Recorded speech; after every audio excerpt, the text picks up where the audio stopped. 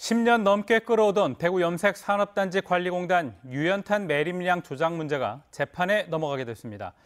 전직 이사장을 포함한 직원들은 기소됐는데 어떻게 된 일인지 10억 원이 넘는 부당이익을 얻은 대기업은 기소에서 빠졌습니다. 윤영균 기자가 취재했습니다. 대구 염색공단이 연료용으로 사들인 유연탄 만여 톤을 쓰지도 않고 그대로 매립한 사실이 드러났습니다. 사건이 처음 불거진 건 지난 2009년입니다. 대구 염색단지 관리공단이 잘못 수입했던 유연탄 3만 2천 톤을 지난 2001년부터 공단 빈터 등지에 묻어놨던 게 뒤늦게 알려진 겁니다. 시민단체에서 환경 문제를 제기하자 대구시와 염색공단은 유연탄을 다 파내기로 했습니다.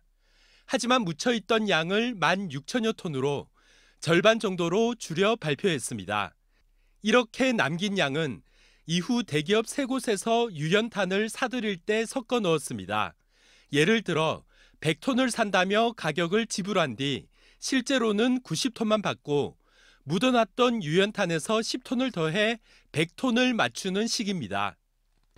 이처럼 실제로는 받지 않은 유연탄 값에다 배달하지도 않았던 운송업체에게는 운반비까지 줬던 것으로 검찰 수사 결과 드러났습니다. 검찰은 이런 식으로 전 이사장 A씨와 직원 2명이 대구 염색공단에 끼친 손해가 15억 5천만 원에 달한다고 보고 이들을 불구속 기소했습니다. 하지만 부실 기소라는 비판이 나오고 있습니다. 검찰의 기소대로라면 대구 염색공단이 본 손해 15억 원은 서류를 조작해가며 대기업의 이익으로 돌아갔지만 정작 이 돈을 받은 대기업들은 기소 대상에서 빠진 겁니다. 명확하게 공범이고 실질적인 이익을 챙겨간 것은 같은 대기업인데 여기에 대해서 기소에서 빼놓은 거는 무슨 수사가 부실했다고 하나요? 뭐 기소가 좀 부실했다고 그렇게 하나요? 어떤 의미에서 보면 좀 상식적으로 기준을 보면 계속 이제 의심을 가질 수밖에 없는 어떤 그런 상황인 것 같습니다.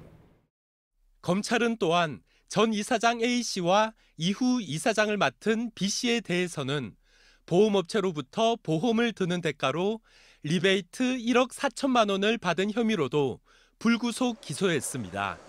MBC 뉴스 윤영균입니다.